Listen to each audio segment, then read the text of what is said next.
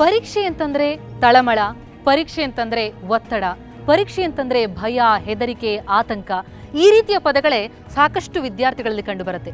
ಹಾಗಿದ್ದೂ ಕೂಡ ಕೆಲವರು ಪರೀಕ್ಷೆ ಬೇಕು ಅಂತಾರೆ, ಇನ್ನು ಕೆಲವರು ಪರೀಕ್ಷೆ ಬೇಡ ಅಂತಾರೆ. ಹಾಗಿದ್ರೆ ಬನ್ನಿ ಈಗ ಆರಂಭಿಸೋಣ ವಾಗ್ಯುದ್ಧವನ್ನ.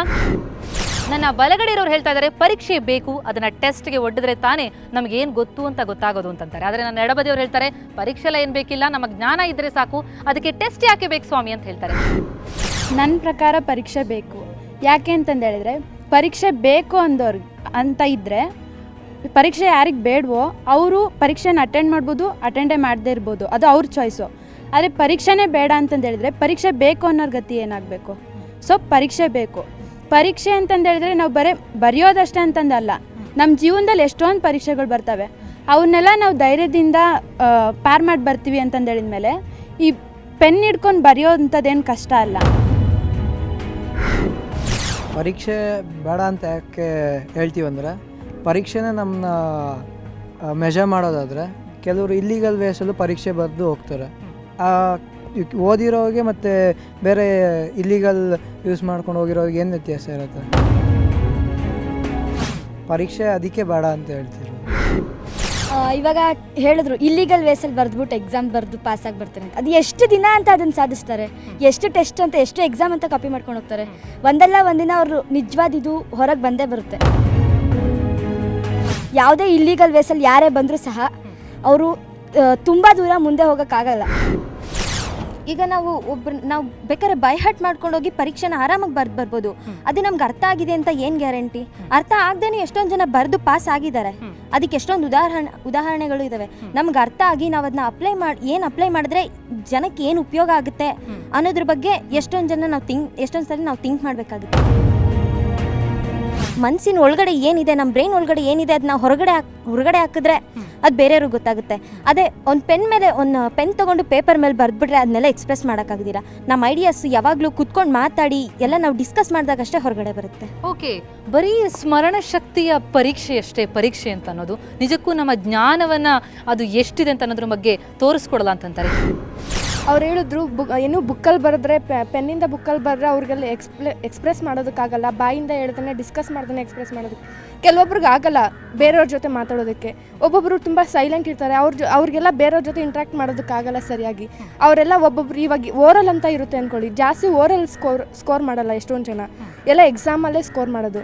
ಸೊ ದಟ್ ಹೇಳ್ಬೋದು, ಅಂದರೆ ಮಾತಾಡೋದಕ್ಕಿಂತ ಪೇಪರಲ್ಲಿ ಬರೆಯೋದು ಮುಖ್ಯ ಅಂತ ಅಂದ್ಕೊತೀನಿ. ಭಯ ಇರೋರು ಕೆಲವರು ಪರೀಕ್ಷೆಯನ್ನೇ ನೆಚ್ಕೊಂಡಿರ್ತಾರೆ, ಎಕ್ಸ್ಪ್ರೆಸ್ ಮಾಡಲಿಕ್ಕೆ ಭಯ ಇರುವಂಥವ್ರು ಅಂತಾರೆ. ಅಂಥವರ ಪಾಲಿಗೆ ಪರೀಕ್ಷೆ ವರದಾನವಾಗುತ್ತೆ ಅಂತ. ಪರೀಕ್ಷೆ ಅಂದರೆ ಒಬ್ಬರೇ ಕೂತ್ಕೊಂಡು ಬರೀತಾರೆ. ಅಂದರೆ ಒಬ್ಬರದ್ದು ಮೈಂಡಲ್ಲಿ ಏನಿರುತ್ತೋ, ಅವ್ರು ಏನು ಕ್ರಿಯೇಟಿವ್ ಮಾಡ್ತಾರೋ ಅದಿರುತ್ತೆ. ಆದರೆ 10 ಜನ ಕೂತ್ಕೊಂಡು ಡಿಸ್ಕಸ್ ಮಾಡಿ ಒಬ್ಬೊಬ್ಬರು ಒಂದೊಂದು ಥಿಂಕ್ ಮಾಡಿ ಒಂದೊಂದು ಹೇಳಿದ್ರೆ ಅದರಿಂದ ಒಂದು ಒಳ್ಳೆ ಪ್ಲ್ಯಾನ್ ಬರುತ್ತೆ. ಬೋರ್ಡ್ ಎಕ್ಸಾಮ್ ಮಾಡೋ ಬದಲು ಮಾಮೂಲಿ ಗ್ರೂಪ್ ಡಿಸ್ಕಷನ್ ಮಾಡಿ ಅದರಲ್ಲಿ ಯಾರ್ಯಾರಿಗೆ ಯಾವ್ಯಾವ ಒಳ್ಳೆ ಐಡಿಯಾ ಬಂದರೆ ಅವ್ರನ್ನ ಒಂದು ಕಂಪ್ನಿಗೆ ಸೇರಿಸ್ಕೋಬೇಕು. ಆ ಥರ ಮಾಡಿದ್ರೆ ಇನ್ನೂ ಚೆನ್ನಾಗಿರುತ್ತೆ. ಯಾರೋ ಒಬ್ಬರು CET ಏನೋ ಒಂದು ಟಿಕ್ ಹಾಕ್ಬಿಟ್ಟು ಎಲ್ಲೋ ಒಂದು ಇಂಜಿನಿಯರಿಂಗ್ ಹೋಗ್ತಾರೆ, ಅವ್ರಿಗೊಂದು ಐಡಿಯಾ ಇರಲ್ಲ, ಏನಿರಲ್ಲ.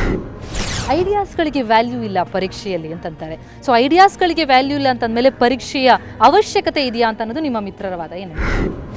ಅದು ಗ್ರೂಪ್ ಡಿಸ್ಕಷನ್ ಮಾಡ್ಬೇಕಾದ್ರೆ ಎಲ್ಲರಿಗೂ ಒಂದೇ ನಾಲೆಡ್ಜ್ ಇರುತ್ತಲ್ಲ, ಎಲ್ಲರಿಗೂ ಬುದ್ಧಿ ಇರಲ್ಲ, ಒಂದೇ ಬುದ್ಧಿ ಇರಲ್ಲ, ಮತ್ತು ಎಷ್ಟೊಂದು ನಾಲೆಡ್ಜ್ ಇರಲ್ಲ. ಗ್ರೂಪಲ್ಲಿ ಸೇರ್ಕೊಂಡು ನಾವು ಒಳ್ಳೆ ಒಂದಿಷ್ಟು ಗ್ರೂಪಲ್ಲಿ ಒಂದು 5 ಜನ ಓದಿರ್ತಾರೆ, 5 ಜನ ಹಾಳು ಮಾಡಿರು ಇರ್ತಾರೆ. ನಮ್ಮ ಸಚಿನ್ ಆಗ್ಬೋದು, ಅವ್ನು ಸಚಿನ್ ಏನಾದರೂ ಓದ್ಕೊಂಡು ಹೋಗ್ಬಿಟ್ಟಿದ್ರೆ ಕ್ರಿಕೆಟ್ಗೆ ನಮ್ಗೆ ಆ ಥರ ಸಚಿನ್ ಒಬ್ಬ ಕ್ರಿಕೆಟ್ ದೇವ್ರು ಅಂತೀರ, ಅವನು ನಮಗೆ ಸಿಗ್ತಾನೆ ಇರಲ್ಲ ಕ್ರಿಕೆಟ್ಗೆ. ಮತ್ತು ಎಷ್ಟೋ ಜನ ಮಕ್ಕಳು ಓದಿರ್ತಾರೆ, ಎಕ್ಸಾಮಲ್ಲಿ ಫೇಲ್ ಆಗ್ಬಿಡ್ತಾರೆ, ಮಿಸ್ಸಾಗಿ ಫೇಲ್ ಆಗ್ಬಿಡ್ತಾರೆ. ಅವಾಗ ಅವ್ರು ಏನು ಭಯ ಬೀಳ್ತಾರೆ ಅಂದರೆ ನಮ್ಮ ಪೇರೆಂಟ್ಸ್ ನನ್ನ ಹೊಡೆದ್ಬಿಡ್ತಾರೇನೋ, ಅಥವಾ ನನ್ನ ಚೆನ್ನಾಗಿ ಬೈದ್ಬಿಡ್ತಾರೆ, ಮನೆಯಿಂದ ಆಚೆ ಹಾಕ್ಬಿಡ್ತಾರೆ ಅನ್ನೋ ಥರ. ಆ ಥರ ಜೀವಕ್ಕೇನಾದರೂ ಅನಾಹುತ ಮಾಡ್ಕೊಬೋದು.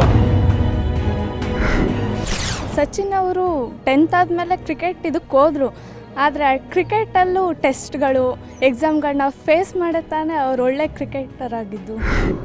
ಎಷ್ಟೊಂದು ಜನ ಎಕ್ಸಾಮ್ಗೆ ಅಷ್ಟೇ ಓದಿರ್ತಾರೆ, ಎಕ್ಸಾಮ್ ಆಗೋರ್ಗೂ ಅದು ಇದೊಂದು ತುಂಬ ನೆನ್ಪಿಟ್ಕೊಂಡು ತುಂಬ ಓದಿ ಅಲ್ಲಿವರೆಗೂ ನೆನ್ಪಿಟ್ಟು ಎಕ್ಸಾಮ್ ಆದ ತಕ್ಷಣ ಅವ್ನೇನಾದ್ರು ಹೋಗಿ ನೀವೇನು ಬರ್ದಿರ ಅಂತ ಕೇಳಿದ್ರೆ ಯಾರು ಏನು ಹೇಳಲ್ಲ, ಯಾಕಂದರೆ ಅಲ್ಲಿವರೆಗೂ ಮರ್ತ್ಬಿಟ್ಟಿರ್ತಾರೆ.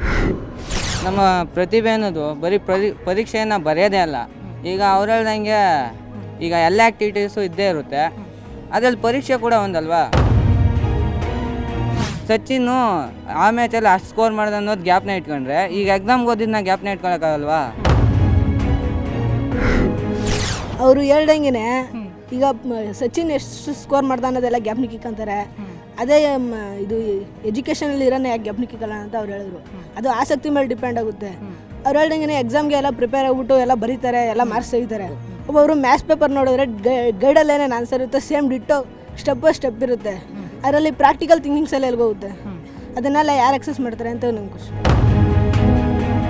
ಪರೀಕ್ಷೆ ಅನ್ನೋದು ಪ್ರತಿಯೊಬ್ಬರು ಮನುಷ್ಯರು ಹುಟ್ಟಿನಿಂದನೇ ಸ್ಟಾರ್ಟ್ ಆಗುತ್ತೆ. ಒಂದು ಮಗುನೂ ಸಹ ಅದು ನಡೆಯೋದು ಹೇಗೆ ಕಲಿಯುತ್ತೆ ಅನ್ನೋದು ಒಂದು ಪರೀಕ್ಷೆ ಥರನೇ. ಅದರ ಬಿದ್ದರೂ ಸಹ 1000 ಸಲ ಬಿದ್ದರೂ ಎದ್ದು ನಡೆಯುತ್ತೆ, ಅದು ಪರೀಕ್ಷೆ ಥರನೇ. ಎಲ್ಲ ಪರೀಕ್ಷೆನೂ ಫೇಸ್ ಮಾಡೋ ನಾವು ಇದೇನು ಒಂದು ಪೆನ್ ತೊಗೊಂಡು ಬರೆಯೋದು ಕಷ್ಟ ಅಂತ ಅಂದ್ಕೊಂಡ್ರೆ ಮುಂದೆ ನಾವೇನೂ ಫೇಸ್ ಮಾಡೋಕ್ಕಾಗೋದಿಲ್ಲ. ಬೇರೆ ಬೇರೆ ಕಲೆಗಳೆಲ್ಲ ಇರುತ್ತೆ, ಅದನ್ನು ಪೆನ್ನು ಪೇಪರ್ ತೊಗೊಂಡು ಬರೆದು ತೋರ್ಸೋಕ್ಕಾಗುತ್ತಾ?